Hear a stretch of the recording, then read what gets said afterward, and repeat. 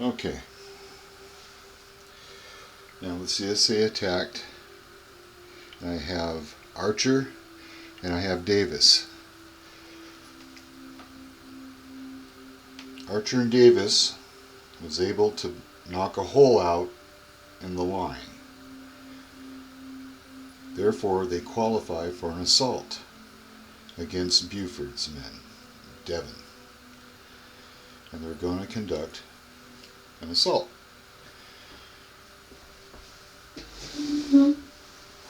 So how do we do that? First, we're just going to do a real cover-up of what we do. If that makes sense. Okay, let me just move that in. Alright. It's going to get a little cramped, but it'll work. Okay.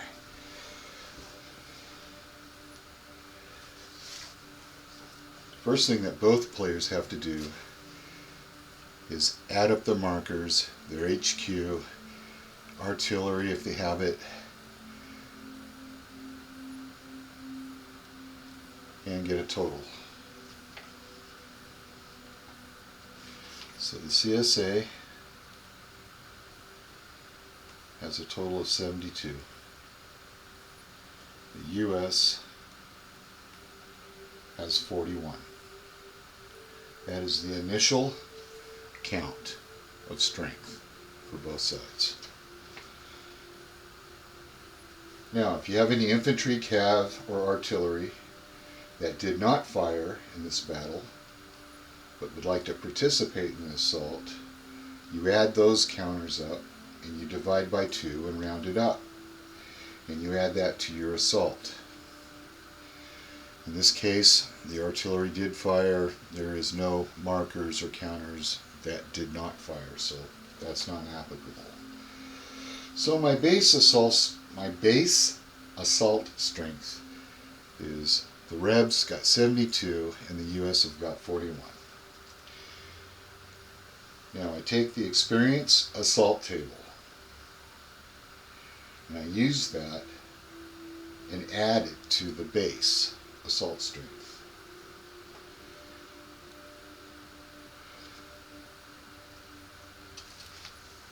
Quite a simple task here.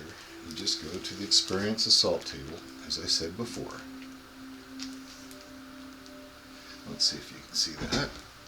You can, okay, good. And I look at the experience level of Devon, who is red seasoned, and he got knocked down to a 9. So I take 9 for the Union, and I already know that Davis and Archer are black, experienced, but I got to choose the lesser of the two because I have 2 HQs. So I use the lesser, and Davis is a 9. So I add that 9 and 9 to their assault strengths. That's 8 for the Union and 9 for the CSA. And after I did that, I add it to the base assault strength, which gives me 50 for the US and gives me 72 to 80 for the CSA. So now it's 80 to 50. And that is my base assault strength. Then I subtract the 2. Now since the CSA is the attacker, I go 80 subtract 50, which gives me 30.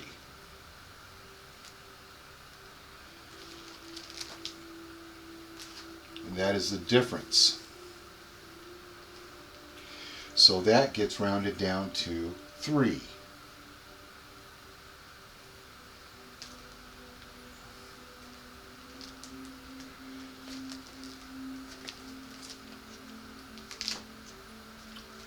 The attacker rolls a dice and he gets 4. So the die roll is 4.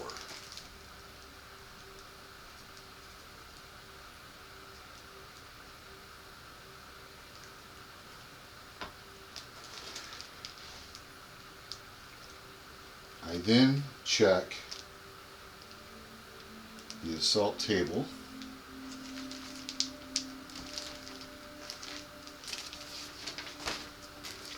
which is right here. We already did the math. It was 30. We round it to 3. We cross-index with the die roll of 4, and we get an S, which means successful. So the assault was successful.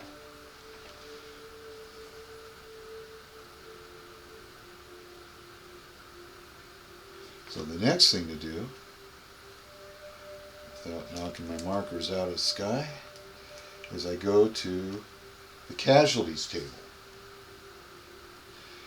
We already determined that the strength difference was 30, which was changed to 3, or plus 3, whatever you want to call it. We cross-index with the die modification of 1. So the 4 becomes a 5. After that, I go to 5, I look, and it's 2.5 in this box here. I then multiply 0.25 by the experience of the defending brigade, which is the U.S. We already agreed that it was 8 by the current experience chart.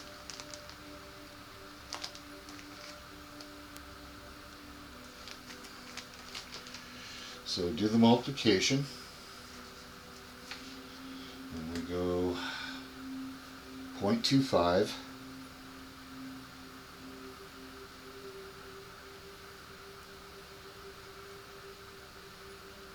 multiplied by 8.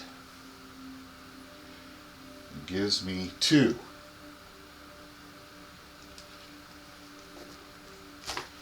That is 2 casualties. And they want me to round it down. Well, you can't round it down anymore. It's 2 casualties, 2 complete casualties for the U.S.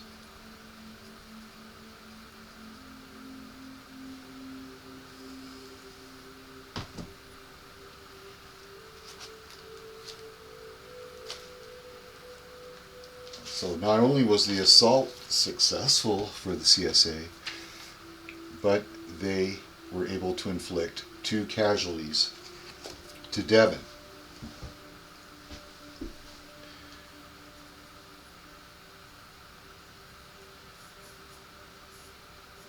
Now, this creates an involuntary retreat for the Union. They've got to fall back. They're strong enough to consolidate their troops and tighten up the line and get a proper defense and still fight, but they lost ground. They got to get pushed back. And I'll get to that in the next video of involuntary retreat after an assault.